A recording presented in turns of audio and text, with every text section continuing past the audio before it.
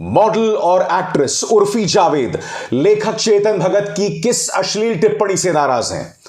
रामदेव ने महिलाओं पर कौन सा आपत्तिजनक बयान दिया जिसके चलते दिल्ली का महिला आयोग उनसे नाराज हो गया? और सांसद महुआ मोइत्रा ने रामलीला मैदान की उस रात की याद दिला दी जब वो महिलाओं के कपड़े पहनकर भागे थे। मगर सबसे पहले मैं आपको दिखाना चाहूंगा मॉडल और एक्ट्रेस उर्फी जावेद का गुस्सा। सुनिए वो क्या कह रही हैं। Understand one thing. What was the need to mention my name at a literature festival? I'm not an author. मेरा कोई लेना देना नहीं है. Also you said कि मेरी वजह से यूथ खराब हो रहा है. चुप चुप के लोग मेरे पोस्ट देखते हैं. अरे आप तो चलो, आप तो बड़े हो, यूथ छोड़ो, आप तो मेरे अंकल की उम्र के हो, सबके मतलब यूथ के अंकल की उम्र के हो, बाप की उम्र के हो. आप शादीशुदा होने के बावजूद अपने से आधी उम्र की लड़कियों को क्यों मैसेज कर रहे थे? तब कुछ खराब नहीं हो रहा था आपका, ना आपकी शादी खराब हो रही थी, ना आपके बच्चे खराब हो रहे थे, तब ये सब हरकतें करके। तो उर्फी जावेद नाराज क्यों है? उर्फी जावेद नाराज इसलिए है दोस्तों क्योंकि लेखक चेतन भगत ने आज तक के कार्यक्रम में यह तक कह दिया कि आज की तारीख में जो युवा भटक रहा है उसकी जिम्मेदार उर्फी जावेद और उनके कपड़े हैं। मैं आपको पढ़ के सुनाना चाहूंगा कि दरअसल चेतन भगत ने कहा क्या और इसके जवाब में उर्फी जावेद ने क्या कहा। सबसे पहले चेतन भगत का बयान आपके स्क्रीन पर।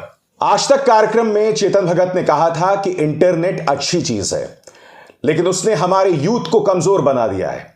उन्होंने कहा कि लड़के सारे दिन रील्स देखते रहते हैं, फोटो लाइक करते हैं।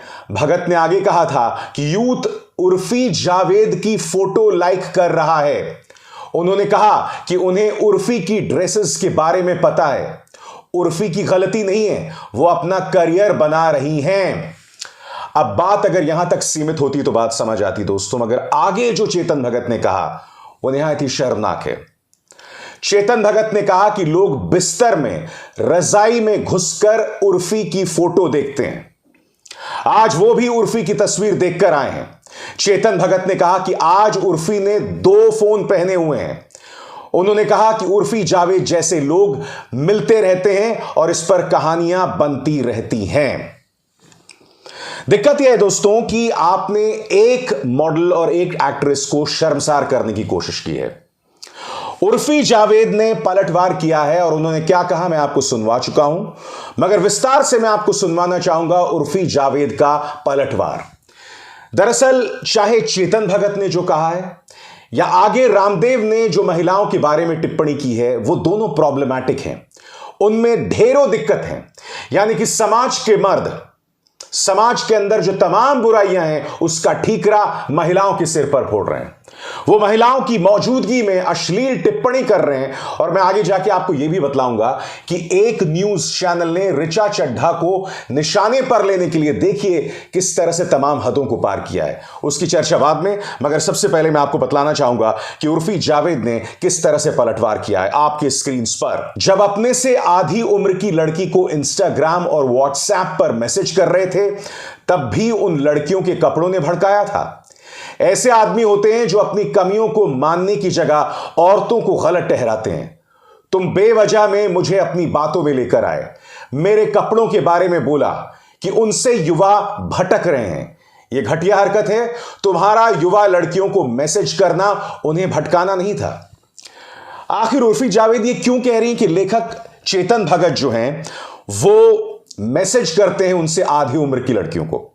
तो मैं आपको बतलाना चाहूंगा दोस्तों कि कुछ दिनों पहले मीटू को लेकर जो पूरा विवाद हुआ था जिसमें कई लड़कियां सामने आई थीं और उन्होंने कहा था कि किस तरह से समाज के जो ताकतवर मर्द हैं वो हमें परेशान करने की कोशिश कर रहे थे, तो उसमें लेखक चेतन भगत भी फंस गए थे जब एक और लेखक इरा त्रिवेदी ने कुछ व्हाट्सएप चैट्स लीक कर दी थी जिसमें चेतन भगत ने काफी आपत्तिजनक बातें कही थी। उर्फी जावेद उसकी याद दिला रही हैं। उर्फी जावेद यही कह रही हैं कि जब आप एक अन्य लेखक को अनाप शनाप बातें कर रहे थे तब कहां गई थी ये तमाम बातें? क्या इससे महिलाओं के खिलाफ जो है दुष्कर्म की संस्कृति को बढ़ावा नहीं मिलता? उन्होंने बहुत ही गंभीर आरोप लगाया दोस्तों चेतन भगत के ऊपर। उन्होंने यह तक कह दिया है कि आप रेप कल्चर को बढ़ावा दे रहे हैं। क्या कह रही हैं उर्फी जावेद? आपकी स्क्रीन पर। रेप कल्चर को बढ़ावा देना बंद कर दो तुम बीमार दिमाग वाले लोगों। मिस्टर चेतन भगत, मर्दों को बर्ताव करने के लिए औरतों को जिम्मेदार ठहराना पुरानी सोच है। हमेशा दूसरे जेंडर पर उंगली उठाओ, अपनी गलती मत देखो। तुम्हारे जैसे लोग लड़कों को यह सिखा रहे हैं, मैं नहीं, तुम जैसे लोग लड़कों को सिखा रहे हैं कैसे अपनी गलतियों का ठीकरा औरतों और उनके कपड़ों पर फोड़ा जाता है। अब जाहिर सी बात है कि चेतन भगत बुरी तरह से बौखला गए हैं और उन्होंने इस मुद्दे पर कहा कि जो व्हाट्सएप चैट्स लीक की गई हैं वो उर्फी जावेद के साथ नहीं थी।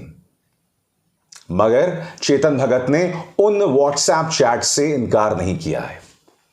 आज हम उर्फी जावेद और चेतन भगत की चर्चा इसलिए कर रहे हैं दोस्तों कि किस तरह से समाज के जो मर्द हैं अपनी कमियों के लिए समाज की बुराइयों का ठीकरा समाज की औरतों पर फोड़ देते हैं। और जो काम रामदेव ने किया है ना दोस्तों, उन्होंने तमाम हदों को पार कर दिया है। उन्होंने यह कहा अमृता फडणवीस की मौजूदगी में, जो कि महाराष्ट्र की उप मुख्यमंत्री देवेंद्र फडणवीस की पत्नी है, उन्होंने कहा कि ये सलवार कमीज में भी अच्छी लगती हैं, ये साड़ी में भी अच्छी लगती हैं। और आगे जो उन्होंने कहा ना दोस्तों, किसी ने कल्पना नहीं की थी।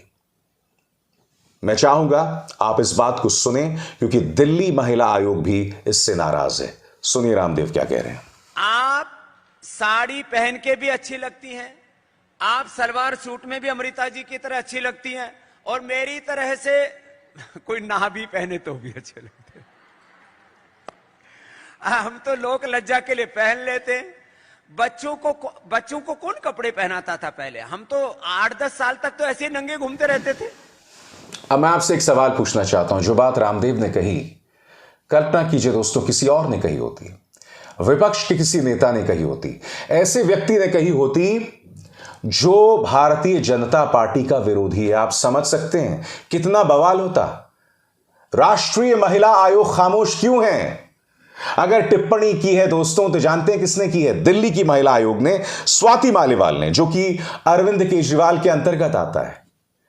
इस देश की महिला और बाल विकास कल्याण मंत्री रामदेव के इस आपत्तिजनक बयान पर खामोश हैं। मैं आपको बतलाना चाहूंगा दोस्तों, स्वाति मालीवाल ने दरअसल क्या कहा है आपके स्क्रीन पर।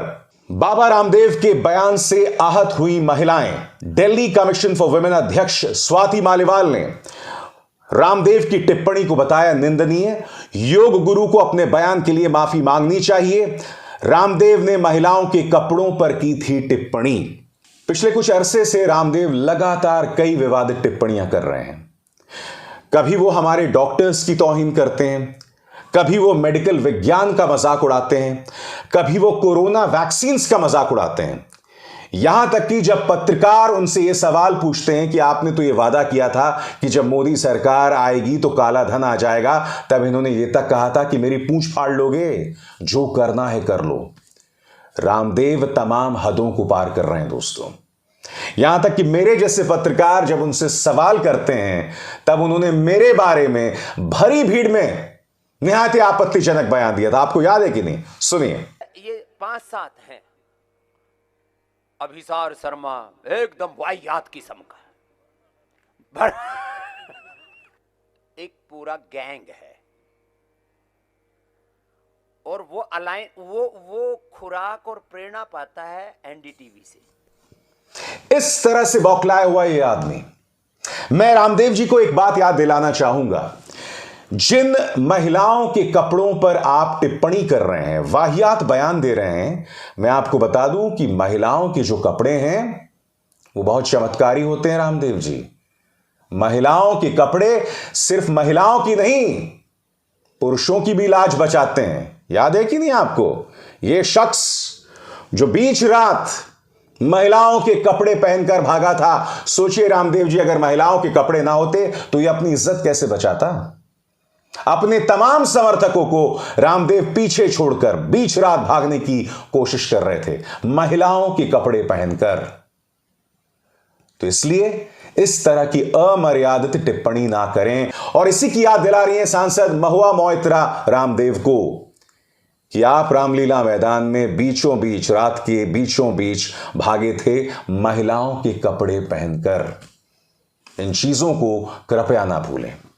दरअसल चाहे चेतन भगत हो या रामदेव, दोनों बताते हैं कि समाज के जो रसूखदार मर्द हैं वो कितनी आसानी से औरतों की मौजूदगी में औरतों को शर्मसार करने वाली बातें करते रहते हैं। और शौक की बात यह है कि इन दोनों में से कोई भी माफी मांगने को तैयार नहीं है। मैं दावे के साथ कह सकता हूं कि रामदेव माफी नहीं मांगेंगे। यह बात तो हुई रामदेव और चेतन भगत की। अब मैं आपको दिखाना चाहता हूं एक न्यूज चैनल ने क्या किया। जैसे कि आप जानते हैं दोस्तों, आपकी स्क्रीन पर यह है एक्ट्रेस ऋचा चड्ढा। ऋचा चड्ढा ने एक ऐसा बयान दिया था जो उन्हें नहीं देना चाहिए था, क्योंकि उनके कहने का अंदाज गलत था। उनके उस बयान के बाद जिसमें उन्होंने कहा था गालवान सेज हाय, पूरा मीडिया उनके खिलाफ हो गया। मगर शर्मिंदगी की तमाम हदों को पार किया इंडिया टुडे ने। इंडिया टुडे ने उस मुद्दे पर डिबेट किया और जैसा कि आप देख सकते हैं दोस्तों, ऋचा चड्ढा की चुन चुनकर तस्वीरें निकाली गई। ऋचा चड्ढा की सिर्फ वही तस्वीरें निकाली गई जिसमें वो बिकिनी में थी। यह बतलाता है दोस्तों कि मकसद यह नहीं था कि ऋचा चड्ढा के बयान पर चर्चा की जाए, बहस की जाए, नहीं। इनके दिमाग में एक अश्लील और घटिया और वाहियात सोच थी और उसके अलावा कुछ नहीं। इनके प्रोड्यूसर्स, इनके पत्रकार, इनके एंकर एक महिला का दर्जा सिर्फ इसी तरह से देख सकते हैं जिस तरह से ऋचा चड्ढा पर निशाना साधा गया। यह हकीकत है न्यूज चैनल्स की। आप मुझे बताइए, रामदेव की सोच जिसमें वो महाराष्ट्र के उप मुख्यमंत्री की पत्नी की मौजूदगी में ऐसा अनर्गल बयान देते हैं, या चेतन भगत जो उर्फी जावेद को पुरुषों के या युवाओं के भटकने के लिए जिम्मेदार मानते हैं, या फिर इंडिया टुडे जिसने यह हरकत की है, इन तीनों की सोच में क्या फर्क है? चाहे वो तथाकथित योग गुरु हो जो मेरे हिसाब से एक लाला है और उसके अलावा कुछ नहीं, चाहे वो एक लेखक हो या फिर एक न्यूज चैनल, इन तमाम लोगों की सोच में कोई फर्क नहीं दिखाई देता जो अपने आप में इतनी बड़ी त्रासदी है। अब एसआर शर्मा को दीजिए इजाजत।